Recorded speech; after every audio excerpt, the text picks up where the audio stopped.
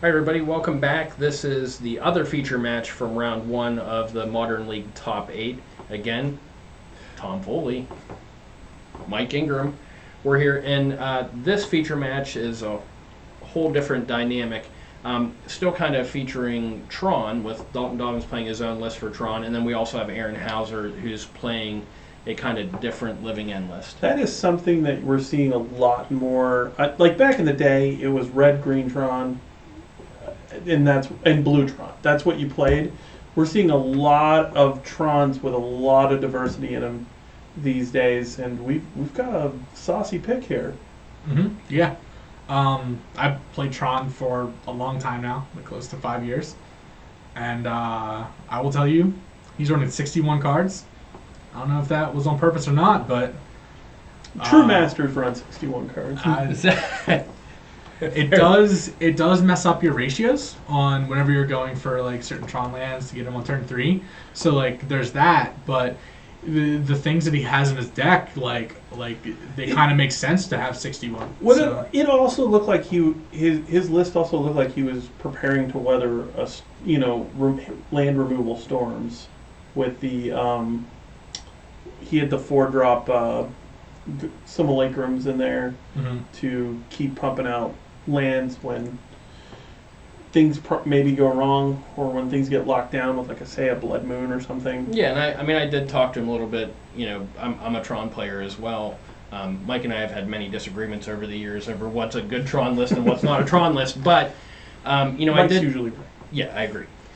So we did talk a little bit about, and I told him basically, there is a lot of people bringing a lot of hate against Tron. There's a lot of land hate out there. So I think that's probably why he went a little heavy on the basic lands. Of course, here Dalton's having a kind of a decent start with playing a tower and then and we getting talked so much down. about this, but we didn't say anything about the living end. So yeah, so Living End is really cool because they run a whole bunch of cycling cards. So you just like discard them to draw another card for normally 1 or 2 mana.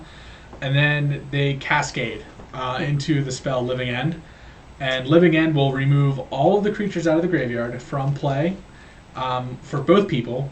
You then sacrifice all the creatures you have, and then you stick all the creatures that you remove from play back into play. So normally there's just and that's big on both swings. sides, correct? Yep, both sides.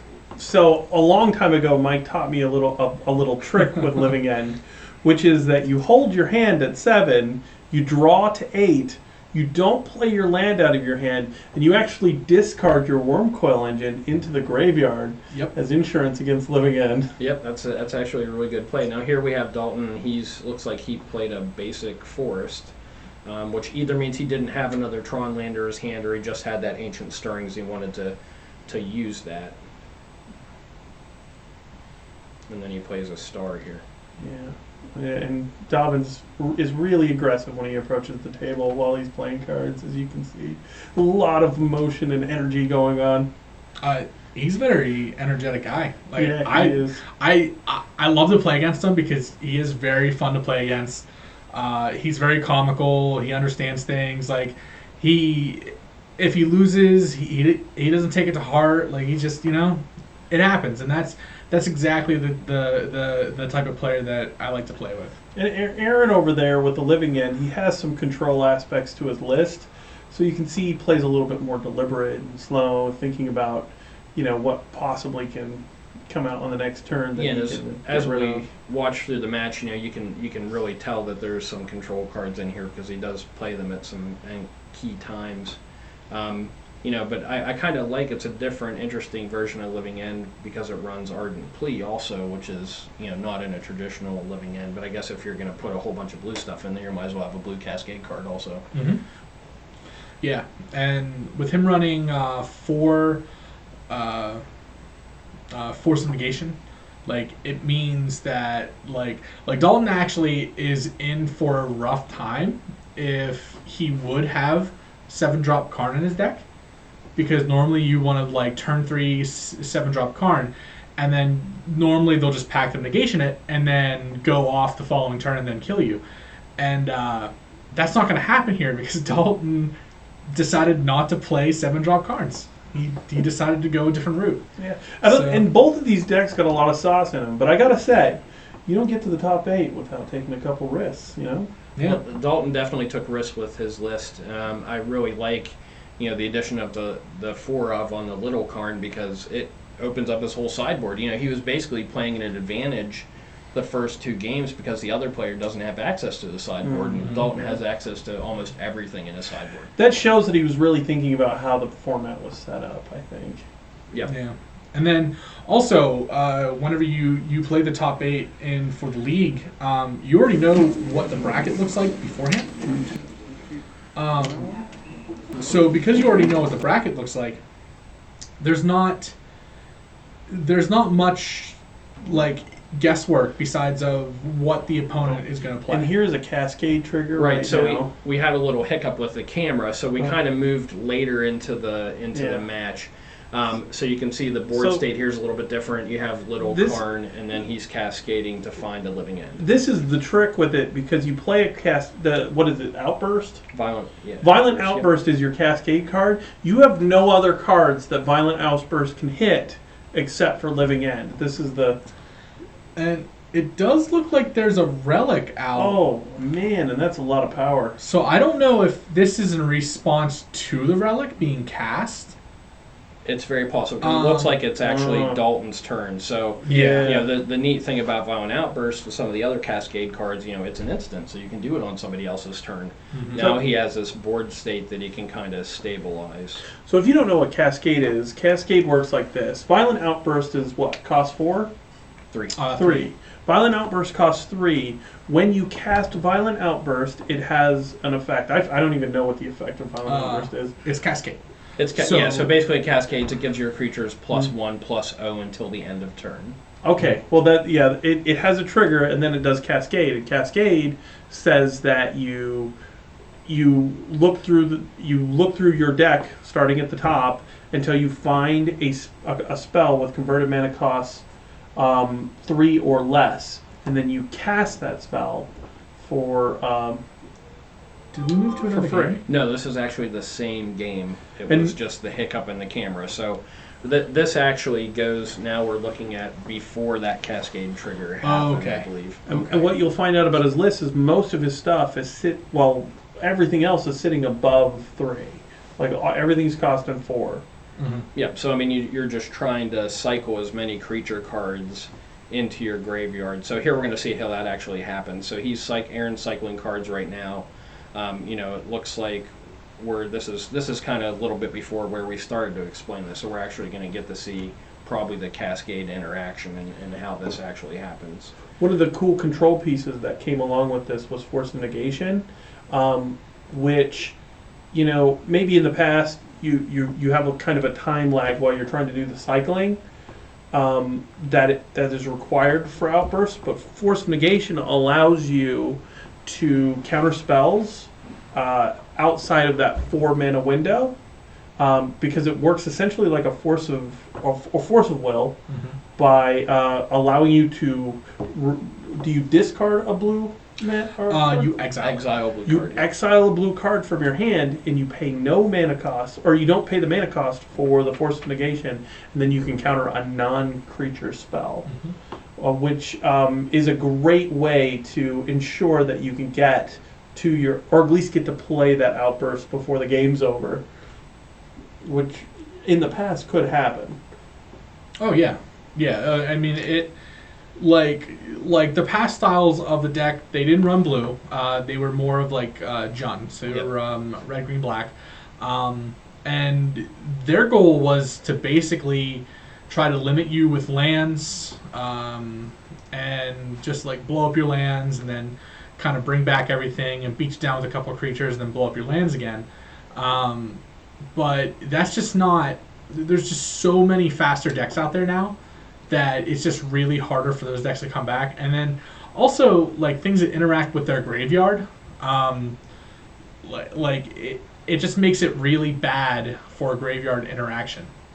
So having the blue options to where you could like stop a Rest in Peace, or you could stop you could stop a Nihil Spellbomb or something like that, and that's really, really good for the blue version, because you could just, everything you don't want to see, you can now stop. So Yeah, so it's pretty funny. You know, I've played against Living End a lot. Drew Walk used to play Living End all the time. And, you know, the funny thing is that you sometimes see people that maybe haven't seen that deck a lot, and you can correct me if I'm wrong, but they bring in Grafdigger's Cage, which actually does zero Nothing. against Living End Nothing. because Does everything nothing. gets exiled and then brought back into play. Yeah. So that's pro tip for anybody who's playing against Living End: do not bring in Grafdigger's Cage. It does absolutely nothing but make your opponent smile. Yep. Yeah, because Cascade doesn't even play out of the deck. It actually, those spells get exiled with Cascade.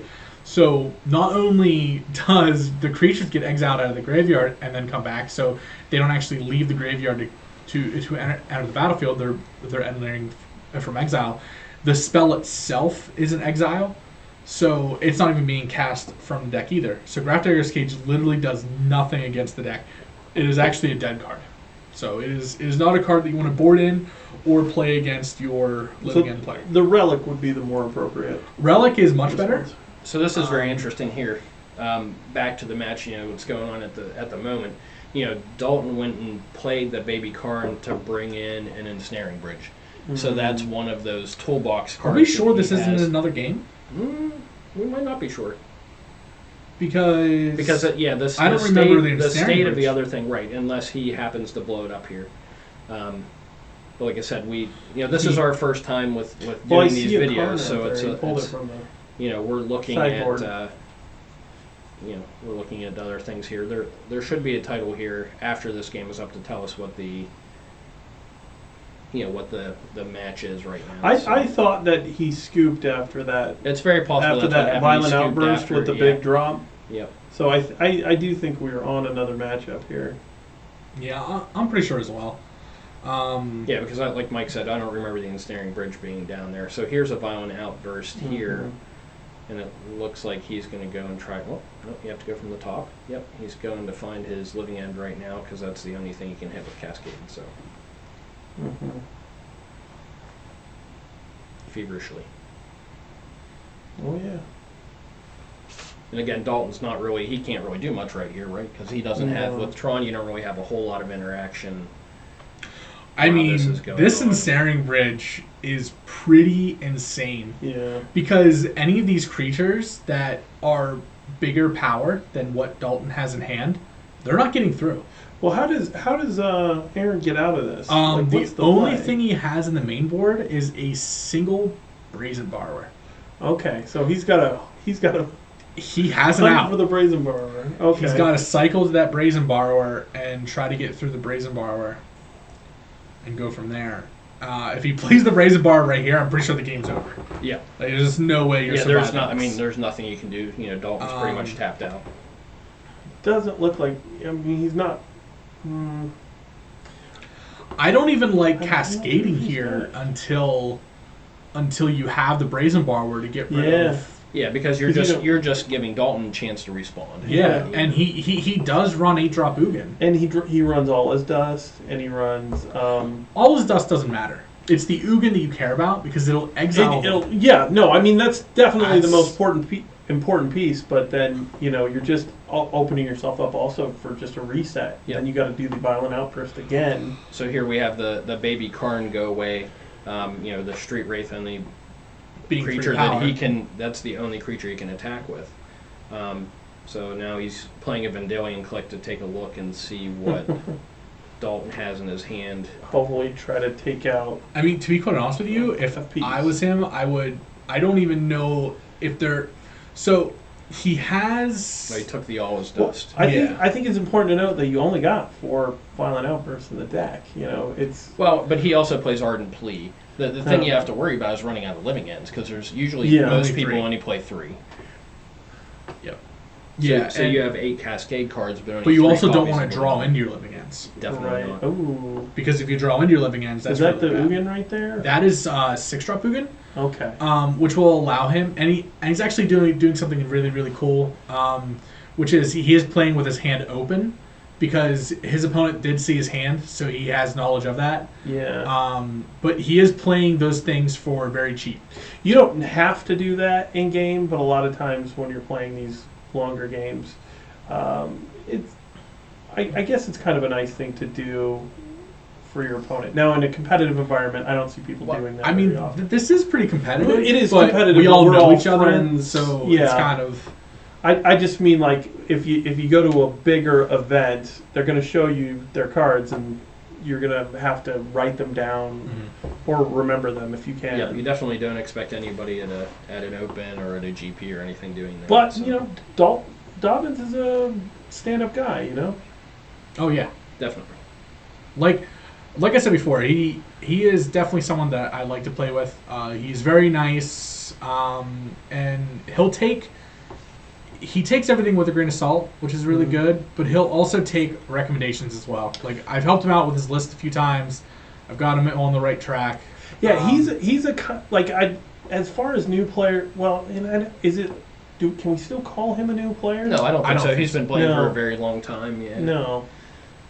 So I mean, maybe As far as new to the community, he's the kind of guy who just kind of fits right in there and is ready to go. Well, and I think he's been concentrating more on the competitive aspect now. You know, he's really starting to step everything up. And Not to take anything away from Aron, because Aron is also and great another player. thing that you have to think about too here, this is the number 1 seed versus the number 8 seed. Yeah. Uh-huh. So Aron was the number 1 seed going into the tournament. You know, Dalton has this toolbox deck, and he really worked on it because he was in a bad position just to start, being played against, you know, the person with the most points in the league. So Yeah, Aron kind of dominated the league.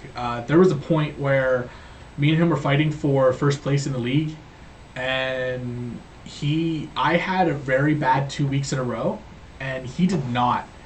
And the last 2 weeks, like, I just felt like there was no way I was going to catch him. So I just kind of did my own thing and just kept with second place. Did Aron run this throughout the league, or He is did he a not. guy who runs multiple different? He ran listings? mostly green-red mid-range or green-red Ponza Okay. through most of the league. Ponza is a rough one sometimes. It is and it's not. So I think for like the top 8 play, for what the current meta is, I'm unsure. But the first 2 seasons that we had the Modern League, Derek Hoagland won with Green Red Ponza. Oh. So he's the only person to win twice, which is insane. Yeah, that was a real meta call. Like, Yeah, every time that he played, his list was very much different from what he originally played. He changed up his list for who he was facing on his side of the bracket. He played the meta very, very well for exactly what this tournament is. So again, we're looking at this board state, and you look at Aron's board state, and it's absolutely crazy. Is all those creatures down with that ensnaring bridge is just stopping him from doing anything he wants to do. Yeah, he like Dalton now has 2 cards in his hand, but he literally has nothing to do here. So there's a few things that Dalton can do to get out of this. The first thing that he can do is he can basically just Ulamog, exile a couple of things, and then just wait until he wants to like get rid of his ensnaring bridge, and just remove it with like a Karn or something like that. His other option is to basically keep on doing the board, keep on doing everything on there, and get in a position where you're not dead to all of his flyers, and then you don't care if you get some cards up there. So it looks like that's happening now. He's just kind of widening his board state, getting the cards out of his hand to keep the ensnaring bridge relevant. And he just dropped a World Breaker then, and it looks like he took out the And World black Breaker source, has I reach guess. too, doesn't it? It does, but that doesn't really matter because he's got 6 flyers, I think, right now. Yeah. And they're yeah. all 4/4s. Yeah, Like- with ensnaring bridge, it's just Yeah. a race to keep your hand empty. And also that Ugin is there, right? Is that the...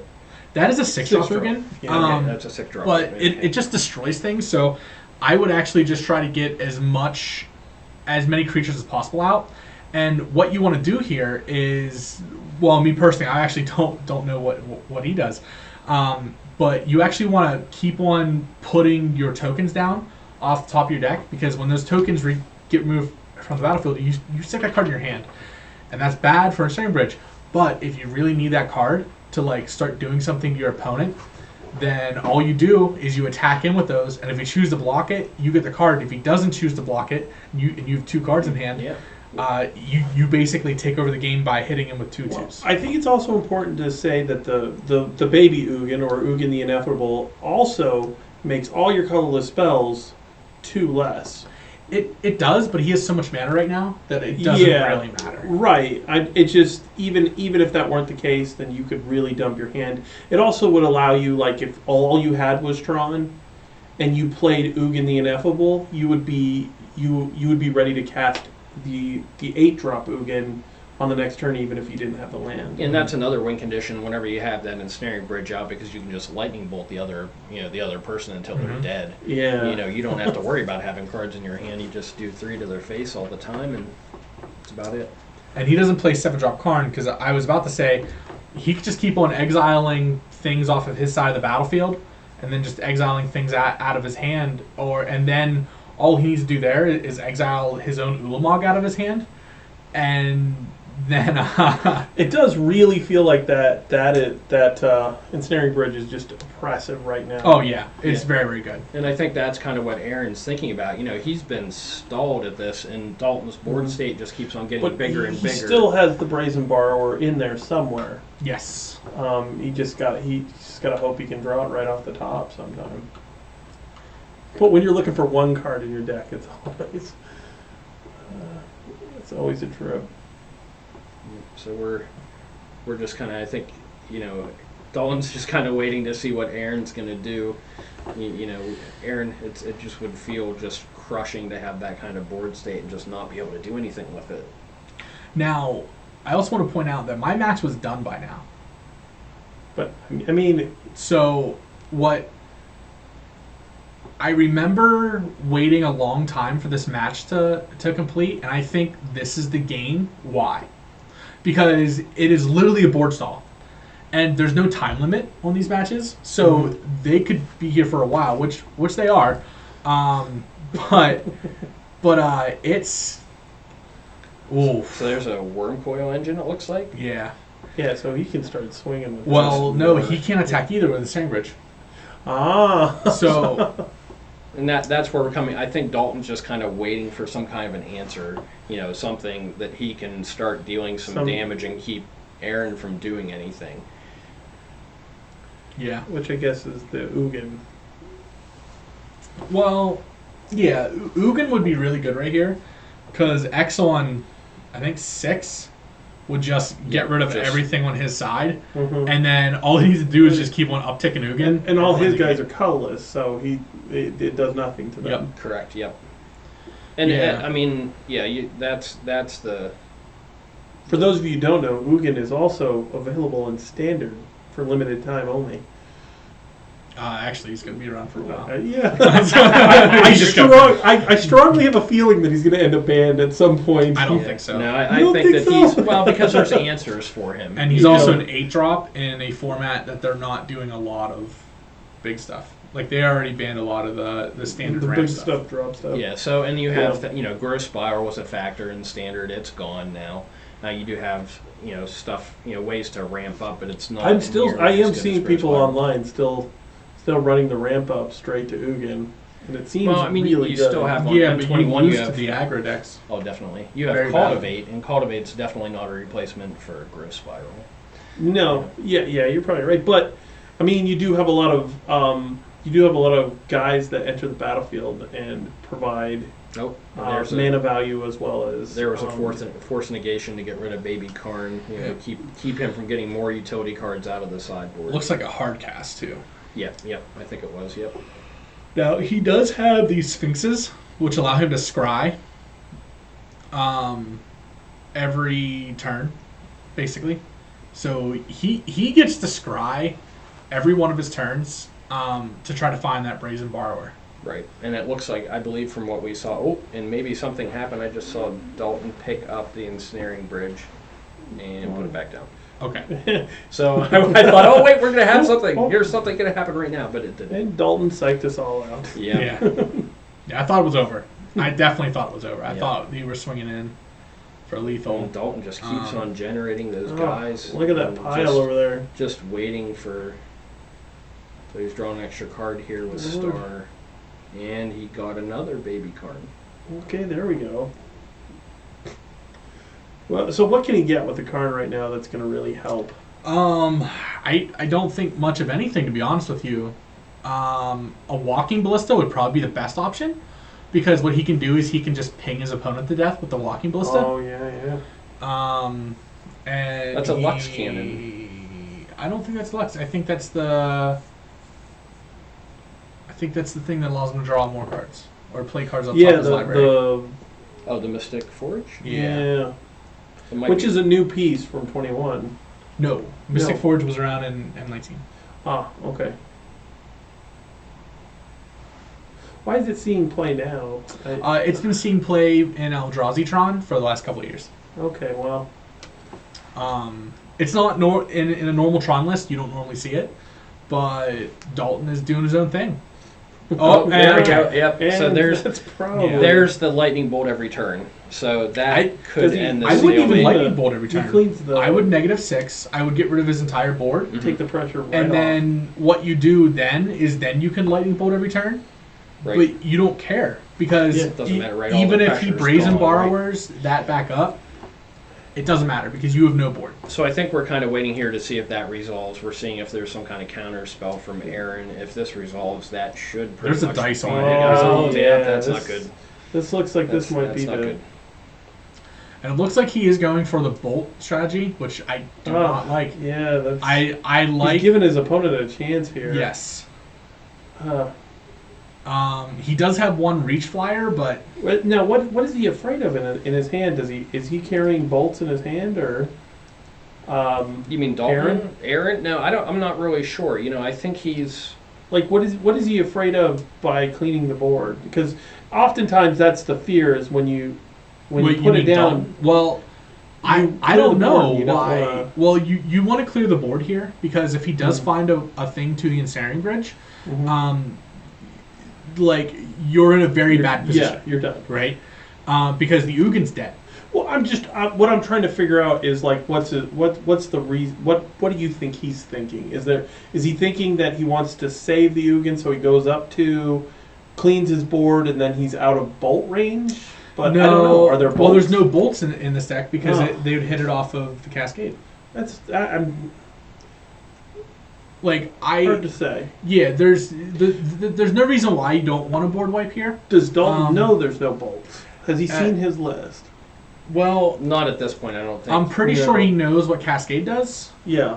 and if he knows what Cascade does, he should know there's no bolts in the list. Okay.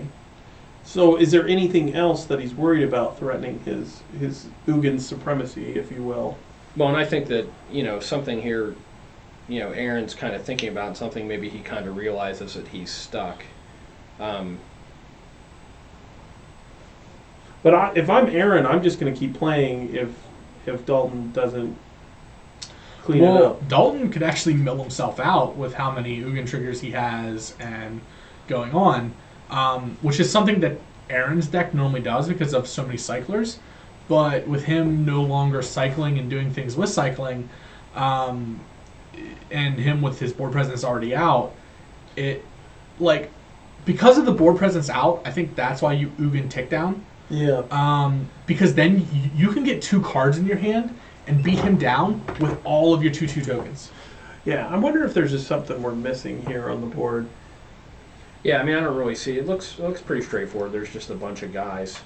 I almost think that Dalton's trying to play it too cautiously. Yeah. Because maybe he doesn't know what First time what top Aron eighting has, it, right? trying to. Yep. You're just trying to make sure that you're not giving a game away.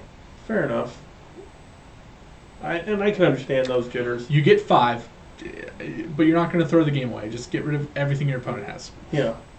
No, I think we all agree with you here. We're just trying to get in an insight into the mind of So the I think players it's in this situation. a slow game at that point, right? Because then you're still having to lightning bolt somebody to death, and I don't know Yeah. that Aron concedes at any point. I think I've been there before where I was playing too cautiously with a Karn or a or an Ugin because I didn't want to I didn't want to lose my pressure piece. He's going through a lot of cards on top of his deck. Yeah. Yep. And I don't know. Looks like he's going. I'm pretty sure again. if he cleans that board up, it probably gets an instant concession though. You would think so. But Aaron's not going to tell him that, so. So now he's going to get another piece from his sideboard. Which draws some more cards, but he can ping them once per turn, so it's 4 damage per turn. Yeah. And what are the life totals now? Does anybody know? We don't really know, but They haven't been changing a whole lot. yeah. So They I could fully think be probably played. Dalton's a little bit ahead. Oh, he's getting rid of the Karn to play another Karn, so I'm thinking he's probably going to go get another sideboard piece. He knows Aron doesn't have any forces in his hand He right just now. needs to quit Dobbins. Tormod's Crypt. Oh, cool. There you Okay. go. So now he okay, that's another lightning bolt. Yep. So I mean,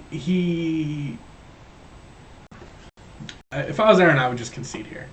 yeah, I mean, Now- I think that we're pretty. Now there's no way you're getting back. He's Okay, and I all think right. that's He's picking up land Well- there. that's what happened. Okay, so So- Dalton. I forgot to mention that there's a spell skite out, Oh, and Okay. the only out that Aaron had it's locked out. could with have the spell got skite. yeah. Yeah, could, so he could have could've- got redirected He to could have spell just skite. right said, okay, we'll bounce the spell site instead of the. So he kind of went in a different direction with. with it with the Yeah, spells. and I forgot the spell skite was there. Yeah. So it was actually a set Okay, game. yeah. Like It was just a grind. 15 And- minutes ago. Yeah. So maybe Aaron. Okay, well that Well, I mean, there's something to say for not, you're always going to want to try to win, and these guys are actually friends too. So, I'm sure there's Yeah. more than just the top 8 writing on this. It's also bragging rights between Oh, two yeah. friends. But he Um, definitely has the lock there. Well, the good thing Spell is skite. Dalton really doesn't have to sideboard because he has his sideboard all the time.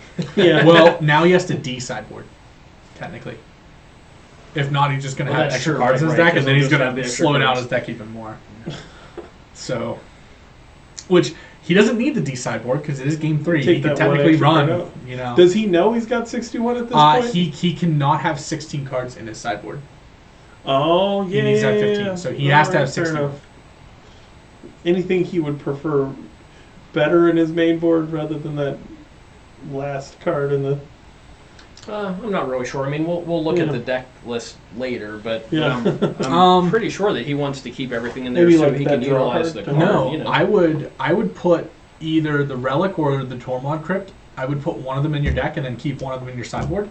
Quite truthfully, I would keep the Tormod Crypt in the sideboard and put the Relic in your deck. The reason why is because the Relic will still draw you a card. It's something that you can still play, and it's something that you can play on turn 1 and not really care about. The Tormod's Crypt you can play off of 4 mana and then still just play it when you play Karn, and that's the switch that I would make for his deck. And the reason why is because you have a turn 1 interaction with the graveyard, which is how you're going to lose this match. If you're Tron, it's just they're going to put a whole bunch of creatures in before you get to turn 3, and then there's just nothing you can do about it. And even when you're turn 3, there's still nothing that you can do about it. Luckily, Dalton has a few other options, but nothing will happen on turn 3 for him that a normal Tron player could do besides All Is Dust. That's the only thing, and Aron can do it at instant speed, and All Is Dust is a sorcery. So, Yep. For this, I would put the Relic in the main board, keep the Tormod's Crypt in the sideboard, and just stick like one of your spell skites in your sideboard, and just go from there. And so to go back to earlier in the video, this is game 3 now, so it's looking like that first editing mistake that I had there, that cascade triggered that Aron brought out a whole bunch of people just ended the Probably, game. yeah. So because- then we moved right into game 2 from that. But yeah, because Dalton really didn't have much of a board state at that point, and he can't really do anything about all of those creatures from that first cascade. Exactly. I'm curious. I wonder if he does the worm coil trick.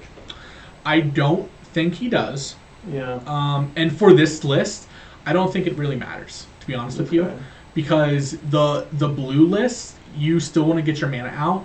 For the old gen list, they destroyed your lands. Yeah. So Yeah, so you're recycling Fulminator Mage to get rid Yeah. of the Tron lands. Which, so You kind of wanted to do that and just play it straight. Yeah, so if they wanted to bring back things, like if Yeah. they wanted to bring back their Fulminator Mages, then you go, okay. I think that was the fun part about Coil, because it was so big that nothing that they bring back from the graveyard really does anything. Yeah, and then if they make you sack it again, then you get 2 tokens, and then it's still in the graveyard if they want to do it again.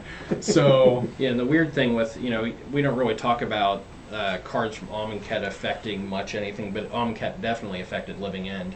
It made all of these big creatures that you could cycle, blue creatures with flying that flyers, you could cycle. yeah. It just changed that entire deck and made it so much more volatile.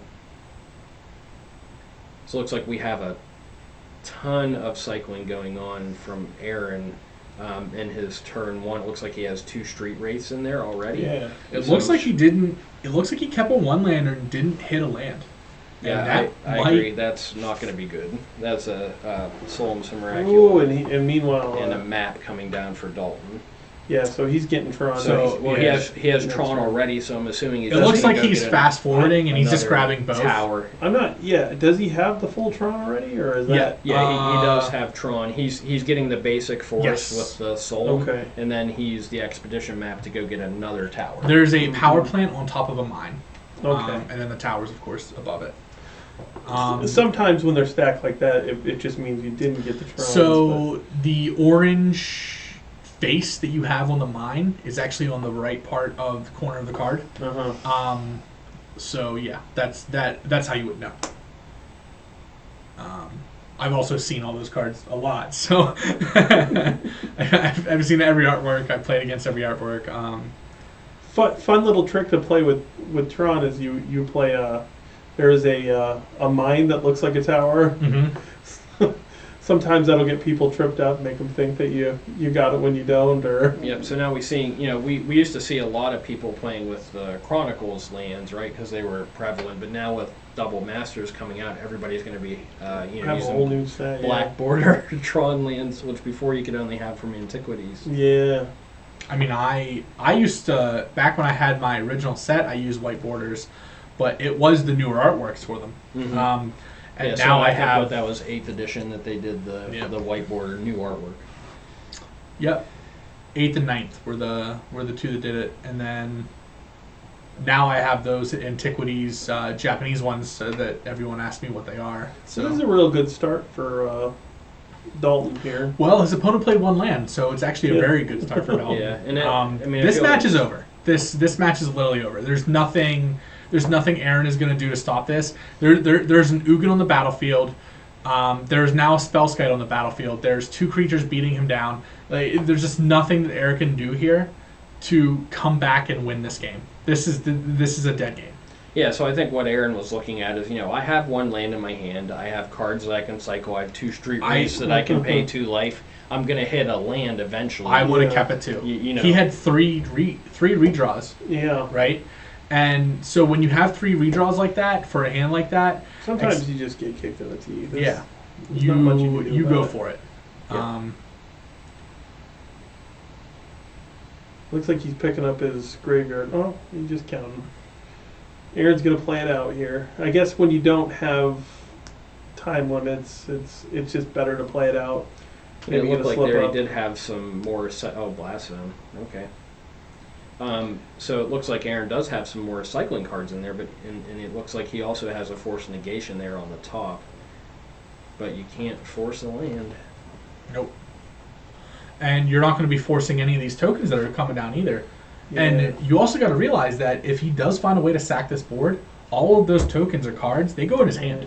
Yep. So he is just It's a huge advantage right now for Dalton. Does Aron game get is just another over. shot after this? And or? Aron just So there's it's best of 5. They should have So Dalton has 2 games and Aron has 1. Okay. So Aron has to win out from here. Aron has to win out, or Dalton just needs to win the 1 match. Okay.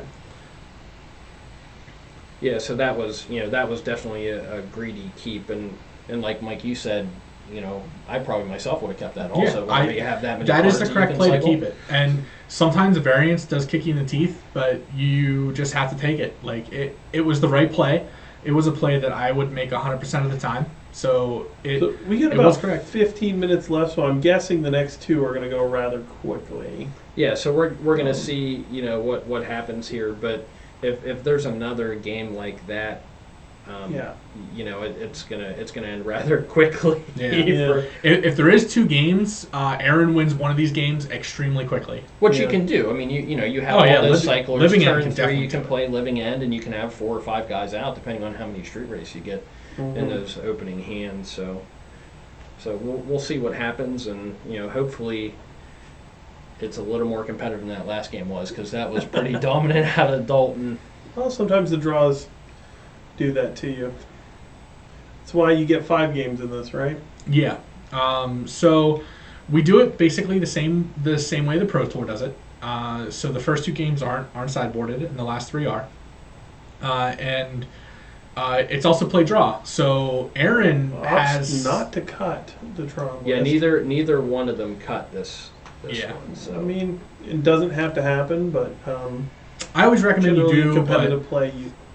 If you always do it, then it doesn't become a weird thing with people. Like it's always awkward when somebody doesn't offer you the cut because they just assume you're not going to cut.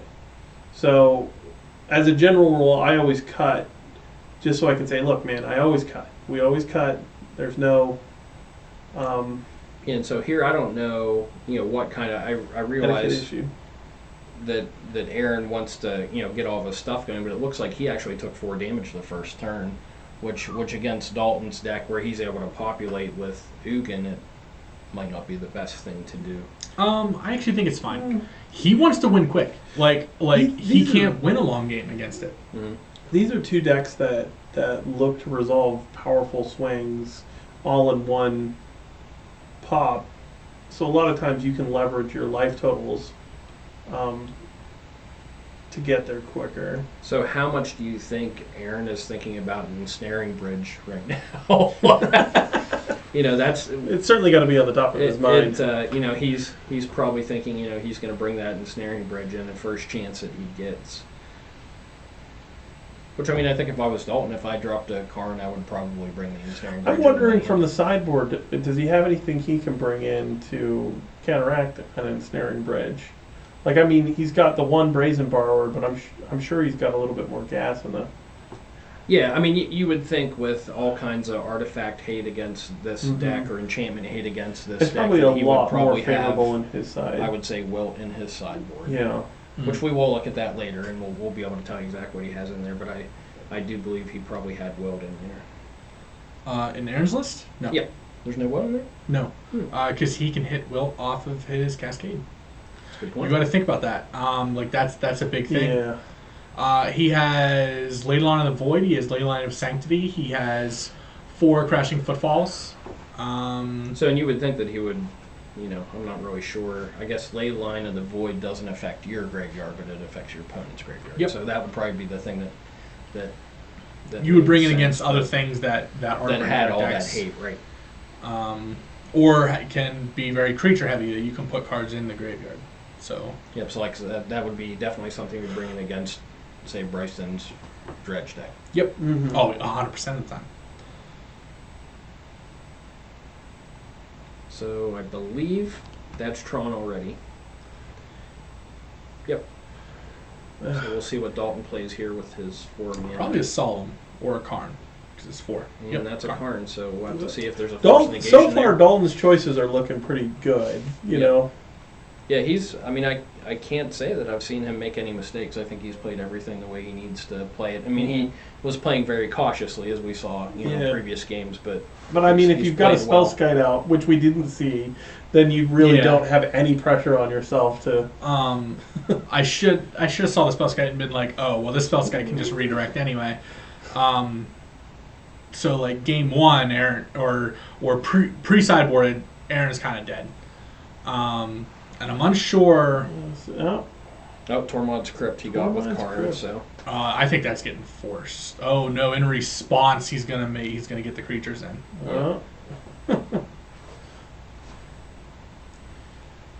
Oh, there's living end right there. So he didn't have to go very far. And it looks like he's going to bring out a Ceradon and a Street Wraith and a Sphinx. Oh, he's got 4. Oh yeah, that's 4 creatures. So that's pretty good. Yeah, that's pretty decent. So yeah, doing it instant speed is definitely the way you do it. I mean, it's not lethal on there, but I mean it's it's definitely a lot better than it was. I mean, before. it's going to be pretty. Well, he certainly has options. Oh, there's a Spellskite. So the Spellskite can block the Street Wraith, but I don't know. It looks pretty. There's still 15 damage coming in at him. Right. Yeah. So you think he puts it all on Dalton, or he tries to shut off that? I think he has to kill the Karn. Yeah. He has to kill the Karn here because if the Karn grabs a Snaring Bridge, he's going to be in the same lockout. Fair enough. Unless he's got an answer for it already in hand, which we can't really see the hand. Yeah, so it right looks now. like he's attacking with the Sphinx at Karn, killing Karn, and then Okay. the rest is coming at Dalton. Or not. Well, I'm not sure what the heck's Okay, going so on. I think Aaron's just rethinking his attacks. Yeah. He's trying to Maybe figure considering out. going for the aggro move here. I mean, I would still attack and kill the Karn with the flyer, and then attack into him with everything else. Yeah, I mean you can't risk your opponent getting another ensnaring bridge because that basically shuts down your entire deck, especially with the Spellskite out already. But like I said, if he's got it sitting in his hand, if he has the answer sitting in his hand right now, he doesn't care. So he's blocking the Ceradon. Okay, so he And did then- take the card out. And then So- the Karn is dead. Yeah. He's taking 8 here.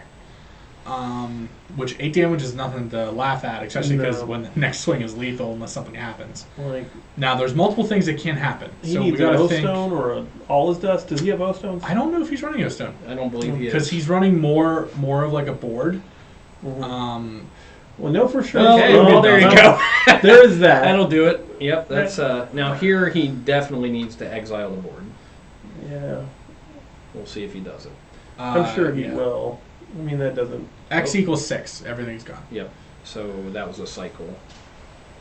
Aaron just trying to get more cards Well, into his No, graveyard. what he wants to do is he wants to cycle to the Force of Negation. Hmm.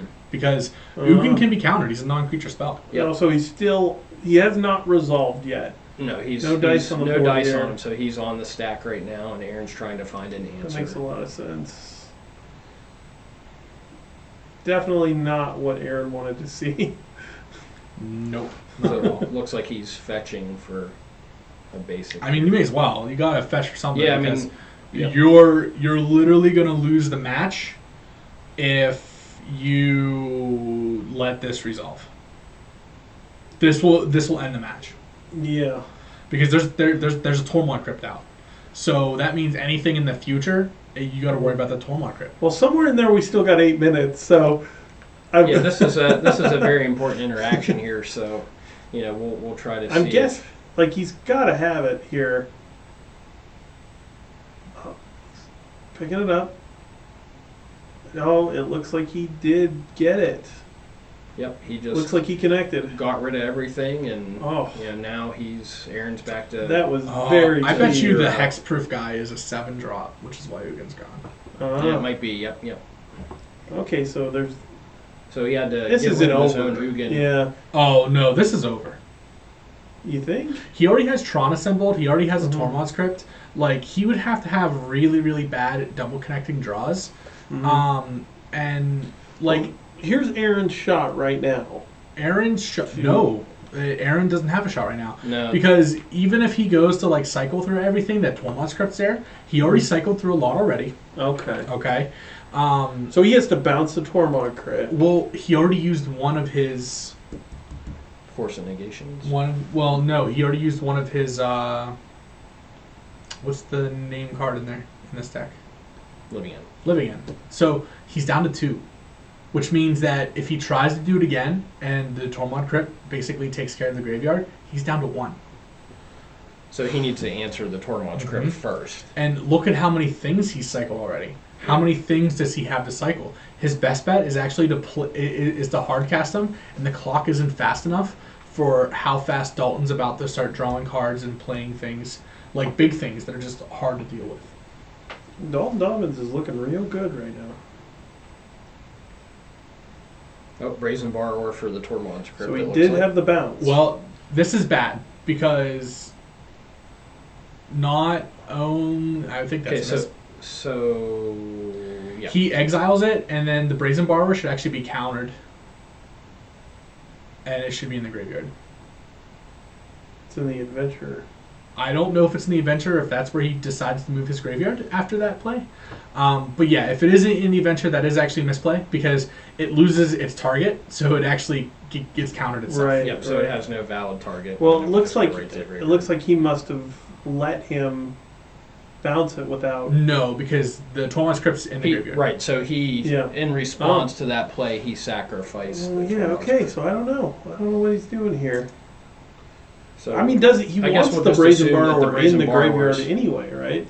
It should be in the graveyard, and it does. It looks like it's in the adventure zone. Right. So, which it happens. Well, yep. Some people misplay on that. People missed it, and that's the way it is, and you just have to continue on. I mean, it's something that we'll just discuss with them at a later time, and just explain to them that. Or he sees the video. Target. Oh yeah, that's true. There's that. He sees the video, and then Dalton's like, "Oh well, maybe I should have played Tron this way." And then he's like, "Oh, I let my opponent put my card in the adventure zone when it should not have been in the adventure zone." Well, we love both of you guys. You guys are playing some really interesting games today. Yeah, so it looks like With Aron's some just interesting rolls too. Yeah, definitely. So Aron's just fetching to go get another land here. He just seems like he's just going to try to cycle as much as he can since the Tormod Crypt is out of the way. Actually, I think he's going to summon the Brazen. Okay. Oh, okay. Ardent Plea. So that's his other Cascade card. Well, that's like in this particular instance, don't you want the freaking Brazen Borrower to be in the graveyard right now? Yes. You probably would. Yes, you do, because it would actually be that gives him. you a 3/1 attacker, right? He hurt himself by putting it in the adventure area. Yep. He's really digging for the living end. He's only got 2 left, so. Right. And he that just one card that got flipped over because I believe it is possibly in Doubles Masters as that Glass Dusk Hulk. He hasn't seen one of those this entire match. Okay, so here's Living End. What has he got? That's resolving and. Yeah. No, that's so. Brazen Borrower should be in there. Well, I wonder if that cost him this game. I doubt it. Like he should be able to kill him from what's on the board, but yeah. Well, it's interesting that we've had this turn because just a minute ago we were thinking there's no way that Dalton loses this game. Right. I still don't think there's a way he loses this game. Yeah. I mean, Tron has a lot of resources, and there's really Aron has finite resources at this point because he's already used 2 of his living ends. Sure. But if he doesn't have an answer right now, it's over. Yep. It would actually be over if that Brazen Borrower was in the battlefield. Because it would be the additional flyer, which would get around for 11 points of damage. Yeah. Okay, so we got a star coming down. This seems like this is probably a very important turn here. Well, the star is free, but he's got to spend mana to crack it. So right he'll now draw he a card. Has, whatever color it would be, and plus a colorless. Oh, Kozilek's return. Yeah. Okay. So now. Wait. Is it going to be a world breaker? Because if he made a green, then he used the red. That's technically a colorless spell. Ugin makes it 1 red to play. If he plays this and plays World Breaker, he gets to basically activate the ability and wipe his entire board. Kozilek's return would come back and deal. And that's exactly what's happening. This triggers the ability from Kozilek's return. It's going to come back from the graveyard, and it's going to wipe the it's going to do 5 damage to everything that already has 2 damage on it. Yep, so 7 damage to the entire board. And Aron's just like, wow, okay, well, I didn't expect that. Yep. Wow. And Yeah. the concession. Oh. Wow. So what that a brazen game. borrower did Oh. not matter. It did That- not matter at But all. it was still it still was an ups and down game. It's not a man. concession. Mhm. I mean, No, it's going to end the just- game, yeah. but it's So- still like. Oh, I thought. Well, so he just wants to. Wow. see So what- and Aaron's he can't believe it. He's picking up the Kozilek's return to just read it again, saying like, "Oh my gosh." In 2017, in Indianapolis, I played that card, and I was running bolts in my Tron deck, Uh-huh. and everyone was like super shocked because I was also running Elder Deep Fiend, and I was pretty much playing like a flash Tron Well- deck, and Actually, they weren't shocked. They were bolted. oh, that's true. But yeah, so I made some cute headlines there, but Elder Deep Fiend also triggers Kozilek's return the same exact way. Elder Deep Fiend. That's one we haven't seen for a little bit. The last time I played it, I top 8'd an event with. Yeah. Such a good this card year- to be able to tap down whatever you want to for your opponent. Yeah. Especially elves. And then just chain it. Oh man, watching somebody chain Elder Deep Fiends is it's backbreaking sometimes. Yeah. So it looks like Aaron's You just should know kind all of. about I do know all about it. Oh, violent outburst again. So he's going Oh. for his last living end, it seems.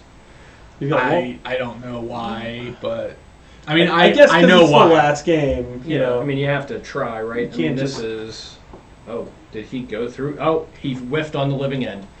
So He must one have- must have been. He milled, must have so, he must have drew one.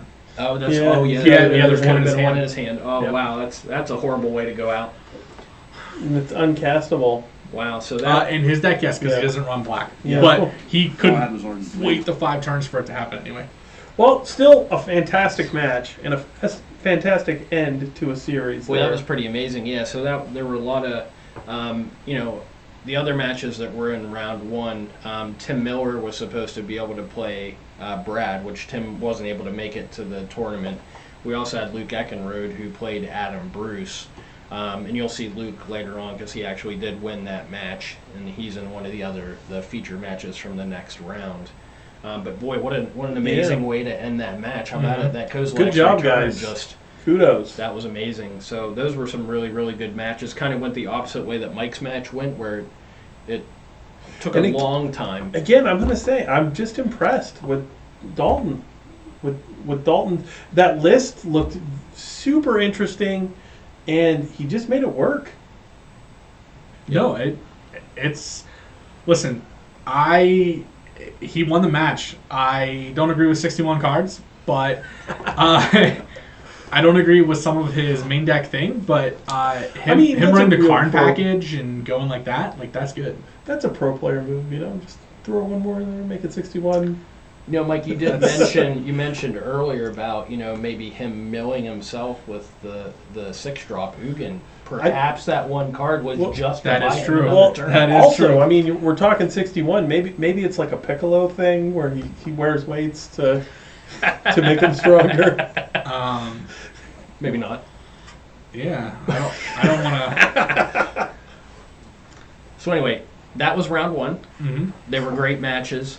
Thank you everybody for watching the videos. We're having more after this. Round 2 is going to be next, and then the finals are going to come later. So make sure that you tune into the other videos, the other matches. We're also doing deck techs in between the matches.